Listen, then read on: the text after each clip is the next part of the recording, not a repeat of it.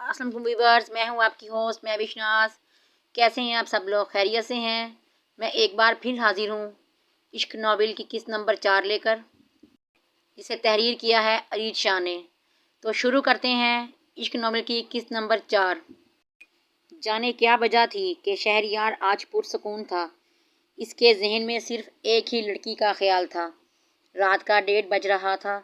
दिल और दिमाग पर महर बड़ी तरह से सवार थी। आज न तो इसे किसी चीज़ का डर था और न ही किसी चीज़ की आज तो इसे ख्याल भी न आया कि वो आवाज़ कुछ ही देर में एक बार फिर से इसके हर ख्याल पर सवार हो जाएगी।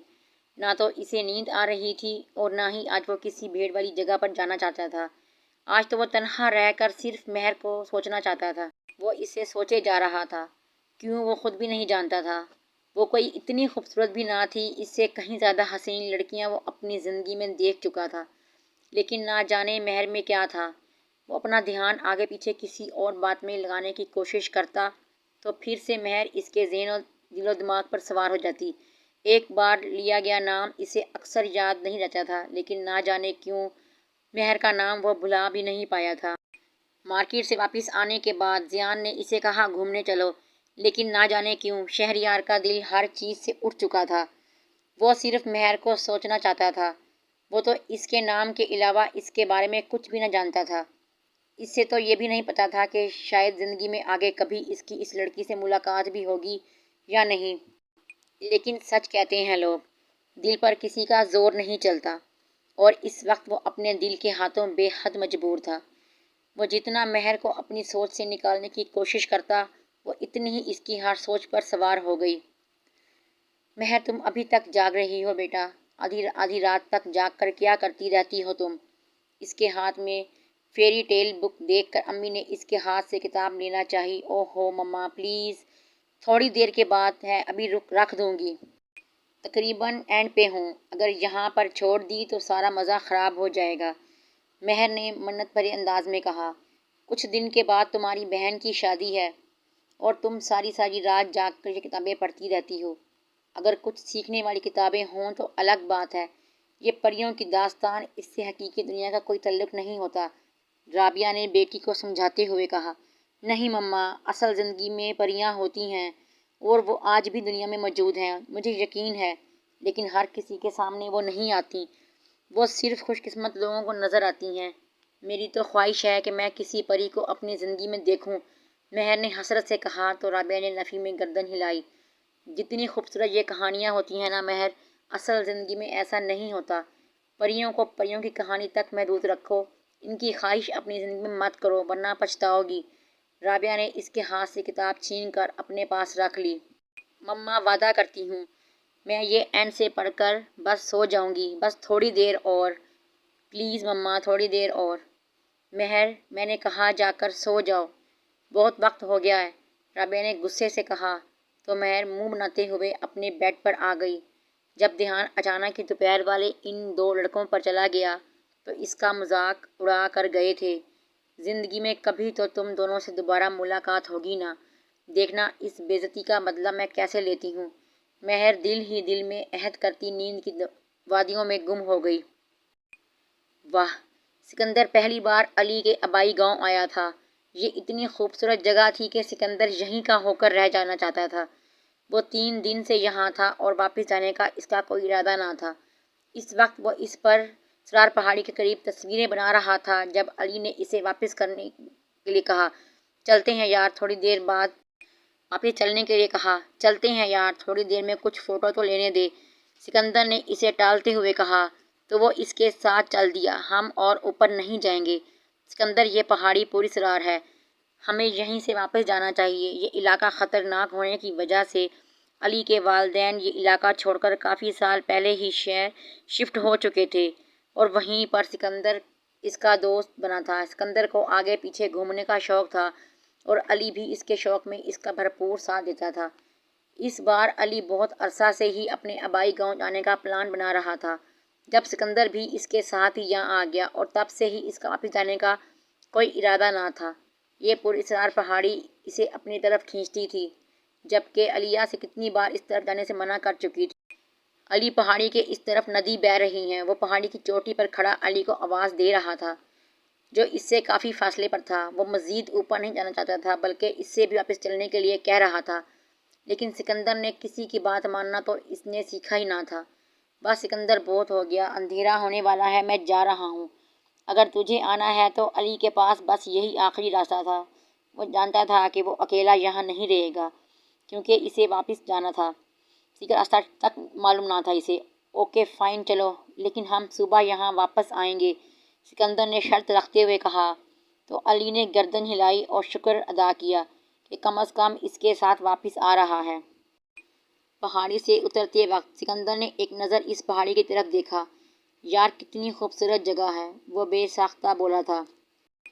خوبصورت سے کہیں زیادہ یہ پراسرار اور خطرناک جگہ ہے سکندر، چلو یہاں سے، علی اسے سمجھاتا ہوا آگے بڑھ چکا تھا، جبکہ سکندر اس کے ڈر پر نفی میں گردن ہلاتا اس کے پیچھے آیا، جب اچانک اسے یوں محسوس ہوا کہ کوئی پیچھے سے اسے دیکھ رہا ہے، اور ایک بار پھر سے رکا، پیچھے پہاڑی کی طرف دیکھنے لگا، لیکن وہاں دور دور تک کوئی نہ تھا۔ وہ سر جھٹکاتا آگے کی طرف جانے لگا، جب اسے پیچھے سے پھر اسی طرح سے نظروں کا حصار محسوس ہوا۔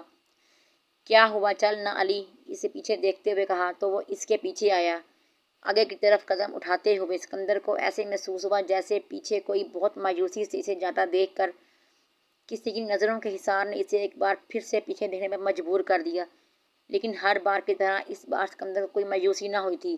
اسے پہاڑی کی چوٹی پر ایک سفید لباس میں ایک خوبصورت لڑکی نظر آئی۔ اتنی دور سے وہ دیکھ نہیں سکتا تھا کہ وہ خوبصورت ہے یا نہیں، لیکن سکندر کو ایسا لگا جیسے وہ اسے دل کی نظروں سے دیکھ رہا ہے۔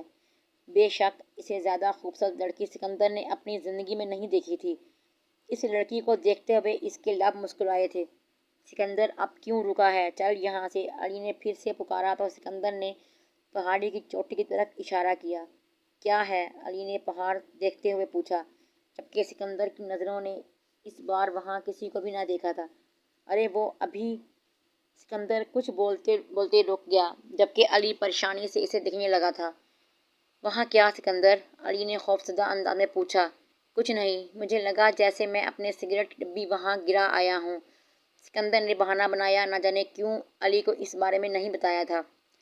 بازار بھرا پڑا ہے، مل جائیں گے، اور چل یہاں سے، علی نے اس بار خفگی سے کہا، تو وہ مسکراتا ہوا اس کے ساتھ آیا۔ وہ کافی دیر سے سونے کی کوشش کر رہا تھا، کبھی اس طرف کمر بدلتا تو کبھی اس طرف، اکثر اس وقت سے پہلے سو جاتا تھا، لیکن نہ جانے کیوں آج مہر کی باتوں نے سونے نہ دیا۔ اس لڑکی کو دیکھے ہوئے ابھی مشکل سے اسے چند گھنٹے ہوئے تھے۔ وہ اتنی خوبصورت تو نہ تھی کہ وہ اس کی وجہ سے اپنی نیند خراب کرتا۔ کچھ ہی دیر میں ان آوازوں کا سلسلہ پھر سے شروع ہونے والا تھا۔ شہریار کو ہمیشہ لگتا تھا کہ وہ آواز صرف اس کا وہم ہے، ورنہ نہ ان آوازوں کا کوئی اور بھی تو سنتا، صرف اس سے ہی تو آوازیں کیوں آتی ہیں۔ یہی وجہ تھی کہ اب ان آوازوں کا خوف اس کے اندر ختم ہو چکا تھا۔ اس نے ڈاکٹر سے بھی اپنا چیک اپ کروایا تھا، اور ان کا بھی یہی کہنا تھا کہ یہ صرف اس کا وہم ہے اور کچھ نہیں۔ اسی لیے شہریار نے بھی آہستہ آہستہ گھبرانا چھوڑ دیا۔ وقت 2 سے اوپر جا چکا تھا، اس سے اس وقت تک اس طرح کی کوئی آواز نہ آئی۔ آج سے صحیح معنوں میں یقین ہو چکا تھا کہ وہ آوازیں صرف وہم ہیں اور کچھ نہیں، ورنہ آج جب وہ خود ان آوازوں کا منتظر ہے، وہ انتظار کر رہا ہے کہ کب اس کی نیند خراب ہو تو آواز اسے کیوں نہیں آ رہی، کیونکہ وہ لاشعوری طور پر اسے وہم کا حقیقت میں بدلتے دیکھنا چاہتا تھا۔ وہ اپنا سر جھٹکتا بیڈ پر آ گیا، اور ایک بار پھر سے مہر اس کے چاروں طرف حاوی ہونے لگی۔ کیا چیز ہے وہ لڑکی، اس نے ہنستے ہوئے کروٹ بدلی۔ مہر خان افریدی، تم سے تو ملنا پڑے گا۔ شہریار مسکراتا ہوا اس بار سیدھا ہو کر لیٹا اور چھت کو گھورنے لگا۔ جانے کیوں آج اسے کمرے کے ہر ایک کونے میں مہر کا عکس محسوس ہو رہا تھا۔ ابھی تک وہ مہر کو محسوس کر رہا تھا، جب اسے خود اپنے آپ کسی کی نظروں کے حصار میں محسوس ہوا۔ اس نے کمرے کے چاروں طرف نظریں گھمائی، لیکن وہاں کوئی بھی موجود نہ تھا۔ وہ اپنا وہم سمجھتا ہوا لائٹ آف کر کے لیٹ گیا۔ پھر اسے محسوس ہوا کہ کوئی بہت قریب اس کے بیٹھا اسے گھور رہا ہے، کوئی ہے اس کے کمرے میں اس کے علاوہ بھی۔ اس نے لائٹ آن کی اور کمرے کو دیکھا، لیکن کوئی بھی نہیں تھا۔ کیا ہو رہا ہے مجھے، وہ بڑبڑاتا ہوا واپس لیٹ گیا۔ ابھی اسے لیٹے ہوئے تھوڑی ہی دیر گزری تھی کہ ایک بار پھر سے اسے اپنے قریب کوئی محسوس ہوا۔ اسے لگ رہا تھا کہ جو بھی کوئی اس کے قریب ہے وہ اس سے سخت خفا ہے، لیکن اسے نظر کوئی نہ آیا۔ تھوڑا وقت مزید سرکا، اسے اپنے سینے پر دباؤ محسوس ہوا، اس طرح کا دباؤ کہ اسے لگا کوئی اس کا دل اپنی مٹھی میں بھیجے جا رہا ہے۔ اس کے دل سے درد کی ٹھیسیں اٹھنے لگیں، اس کے سانس اکھڑنے لگی، ایسا محسوس ہوا جیسے سانسوں کی ڈوری ابھی ٹوٹنے والی ہے۔ اس نے اٹھنے کی کوشش کی، چلانا چاہا، لیکن اس کی زبان تلو سے چپک چکی تھی۔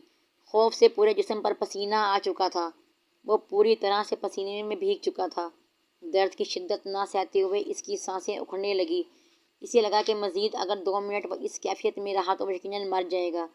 اسے اپنی موت اپنے بالکل قریب محسوس ہونے لگی، جب اسے اپنے کان کے بالکل قریب آواز سنائی دی، اس دل پر اور تم پر صرف ساریسا کا حق ہے، خبردار جو تم نے اس دل میں کسی اور کو بسانے کی کوشش کی۔ میرے 22 سال کا انتظار بے مول مت کرو شہریار، اگر میں مر بھی گئی تو بھی تمہیں زندہ نہیں رہنے دوں گی۔ تمہاری سانسوں کی ڈوری میری سانسوں سے جڑی ہے، میرے ساتھ بے وفائی کرنے کی غلطی ہرگز مت کرنا۔ عشق کیا ہے تم سے، ہر عشق کی انتہا کر کے، بہت مشکل سے یہاں تک آئی ہوں۔ میری بدقسمتی دیکھو کہ میں تمہیں چھو تک نہیں سکتی سوائے تمہارے دل کے، تمہیں محسوس کرنے کا بھی حق نہیں دیا گیا مجھے۔ 22 سال سے پل پل تڑپتی ہوں میں، لیکن تمہاری اجازت کے بغیر میں آزاد بھی نہیں ہو سکتی، لیکن تمہارے عشق سے میں آزاد ہونا بھی نہیں چاہتی۔ اپنے دل پر قابو کرو، جو ساریسا کا ہے وہ صرف ساریسا کا ہے، سنا تم نے، صرف ساریسا کے ہو۔ اپنے بالکل قریب یہی آواز محسوس کرتا اسے اپنے اوپر بوجھ کم ہوتا محسوس ہوا، ایسے لگا جیسے اس کے دل کو کسی نے اچانک آزاد کر دیا ہو، وہ زندگی کی طرف لوٹ آیا تھا۔ شہریار نے فوراً لائٹ آن کی، پورے کمرے کا جائزہ لیا، لیکن یہاں کوئی نہ تھا۔ وہ شیشے کے سامنے آ کر رکا اور تیزی سے اپنی شرٹ اتارنے لگا۔ کیا یہ میرا وہم تھا؟ وہ سوچ رہا تھا، جب نظر سامنے شیشے پر دل کے مقام پر ہاتھ کا چھاپا تھا۔ یہ وہم نہیں، حقیقت تھی۔ شہریار نے اپنے سینے پہ ہاتھ رکھا، اس کا دل بہت تیزی سے دھڑک رہا تھا، جیسے ٹوٹی ہوئی سانسوں کا سلسلہ واپس چل رہا ہو۔ اس وقت بھی خوف سے اس کا جسم کانپ رہا تھا۔ سامنے نظر آتا ہے اپنے سینے کے بیچ ہاتھ کا نشان، اسے مزید خوف میں مبتلا کر رہا تھا۔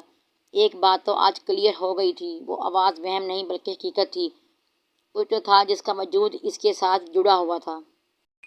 سو ویورز، یہ تو تھی ہماری آج کی قسط نمبر 4، یقیناً آپ کو اچھی لگے گی۔ اگر آپ کو قسط نمبر 4 اچھی لگی ہو تو پلیز لائک، کمنٹ، سبسکرائب